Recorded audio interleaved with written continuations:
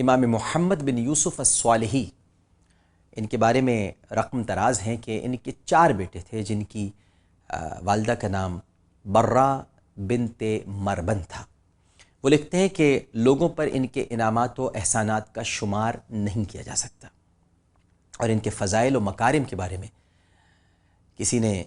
کیا خوب کہا ہے کہ فضائل و مکارم جتنے تھے وہ تو سب کے سب تیزی سے خزیمہ کی ذات میں جمع ہو گئے ہیں۔ علامہ یوسف الصالحی سبل الہدی والرشاد میں لکھتے ہیں کہ خزیمہ کی وفات ملت ابراہیمی پر ہوئی، یعنی جب آپ کی وفات ہوئی ہے تو آپ کا جو عقیدہ تھا، جو ایمان ہے، وہ دین حنیف تھا، یعنی جو حضرت ابراہیم علیہ السلام کا عقیدہ اور ایمان تھا۔ اس کے بعد آگے بڑھتے ہیں ہم سیدنا کنانہ بن خزیمہ۔ کنانہ کے بارے میں امام طبری نے لکھا ہے کہ ان کی کنیت ابو النضر تھی، یا ابو النضر کہیں، دونوں ہی درست ہیں، ابو النضر یا ابو النضر۔ اور ان کی والدہ کا نام عوانہ بنت سعد بن قیس بن عیلان تھا، اور بعض نے یہ بھی لکھا ہے کہ ان کی والدہ ہند بنت عمر بن قیس تھی۔ امام محمد بن یوسف الصالحی ان کے بارے میں لکھتے ہیں کہ کنانہ کا معنی ترکش ہے۔ جس طرح ترکش تیروں کو اپنے اندر چھپا لیتا ہے، اسی طرح انہوں نے بھی اپنی ساری قوم کو اپنے جود و کرم کے دامن سے چھپا لیا تھا، اور اسی واسطے ان کا یہ نام مشہور ہوا۔ امام یوسف فرماتے ہیں کہ ایک روز کنانہ حتیم میں سو رہے تھے کہ انہوں نے خواب دیکھا کہ کسی نے انہیں کہا کہ 4 چیزوں میں سے ایک چن لو: گھوڑے، اونٹ، تعمیرات اور دائمی عزت۔ آپ نے عرض کی کہ اے میرے رب، مجھے یہ ساری نعمتیں عطا فرما۔ اللہ تعالیٰ نے آپ کی دعا کے طفیل قریش کو یہ ساری نعمتیں ارزانی عطا فرما دی۔ وہ اپنے صلب سے ایک رسول صلی اللہ علیہ وآلہ وسلم کی آمد کا تذکرہ گاہے بگائے کیا کرتے تھے، اور ان کے قریبی زمانے کے عالم عامر العدوانی، انہوں نے اپنے بیٹے کو وصیت کرتے ہوئے فرمایا تھا کہ اے میرے فرزند، میں نے کنانہ بن خزیمہ کو اس حالت میں دیکھا کہ وہ بہت زیادہ بوڑھے ہو چکے تھے، اور ان کے علم و فضل کی وجہ سے اہل عرب دور دراز سے ان کی زیارت کے لیے آتے تھے، اور وہ کہتے تھے کہ مکے سے ایک نبی کے ظاہر ہونے کا وقت قریب آ گیا ہے، اور ان کا نام نامی احمد ہوگا۔ وہ اللہ سبحانہ و تعالیٰ پر ایمان لانے کی دعوت دیں گے، نیکی، احسان اور مکارم اخلاق کی تلقین فرمائیں گے۔ لہٰذا اے اہل عرب، تم اس نبی مکرم صلی اللہ علیہ وآلہ وسلم کی پیروی کرنا، اس سے تمہاری عزت اور شرف میں اضافہ ہوگا۔ کنانہ کے بیٹے ہیں ناظرین کرام ندر، اور ہم کہتے ہیں سیدنا ندر بن کنانہ۔ ان کا اصل نام تو قیس تھا، لیکن اپنے چہرے کی دمک اور حسن و جمال کی وجہ سے یہ ندر کے لقب سے مشہور ہوئے۔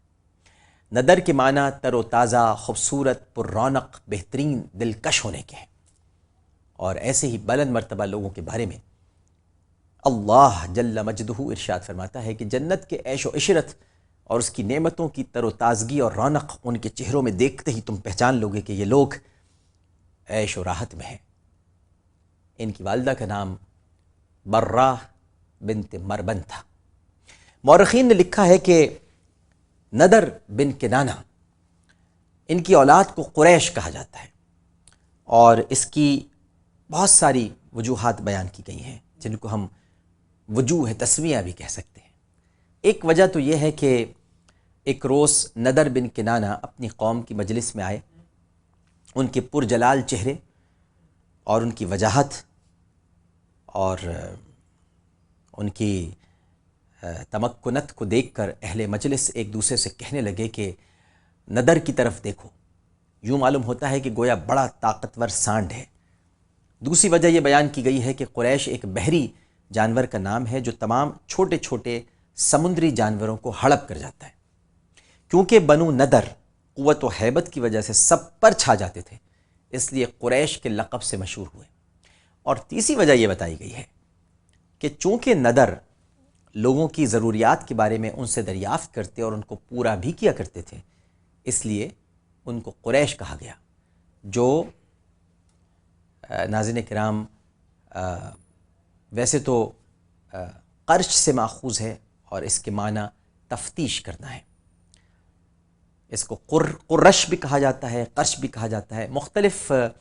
اس کے تلفظ ہیں، اور جہاں جہاں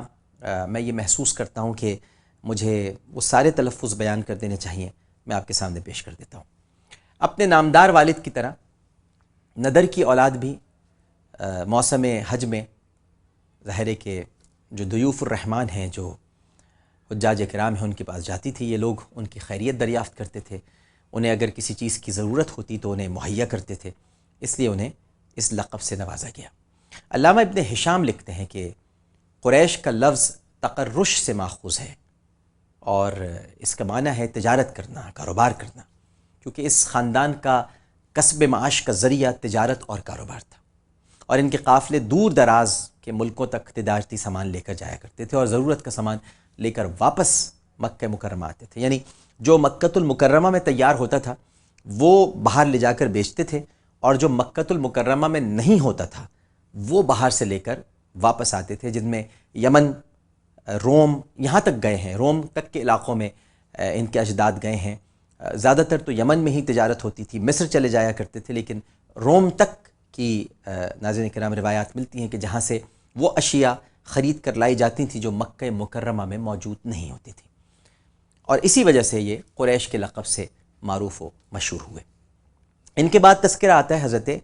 مالک کا، جن کو ہم کہتے ہیں سیدنا مالک بن فہر۔ کتب تواریخ میں ان کا کچھ زیادہ تذکرہ تو موجود نہیں، سوائے اس کے کہ ان کی والدہ کا نام عاتکہ ہے، اور بعض نے اکرشا کو ان کی والدہ بتایا ہے، جس سے یہ گمان ہوتا ہے کہ یہ کوئی دوسری خاتون ہے، حالانکہ ایسا نہیں ہے، ان کا نام عاتکہ ہی تھا، اور اکرشا ان کا لقب تھا، اور یہی مالک بن فہر کی والدہ تھی۔ ناظرین کرام، ابھی تذکرہ باقی ہے، اور میرے آقا کریم صلی اللہ علیہ وآلہ وسلم کے جو مبارک اجداد ہیں ان کے بارے میں آپ کو بہت کچھ بتانا ہے، لیکن وقت اپنے اختتام کو پہنچتا ہے۔ اللہم صلی علی سیدنا و مولانا محمد وعلی آلہ واصحابہ وبارک وسلم وصلی علیہ۔ عامر لیاقت حسین کو اجداد میرے رسول صلی اللہ علیہ وآلہ وسلم اس پروگرام سے اجازت دیجیے۔ کل انشاءاللہ اسی وقت، اسی چینل پر، اسی پروگرام کے ساتھ دوبارہ حاضر ہوں گا۔ اپنا بہت خیال رکھیے گا۔ اللہ حافظ۔ یا رسول اللہ رفعت آپ نے پائی کہ بس، یا رسول اللہ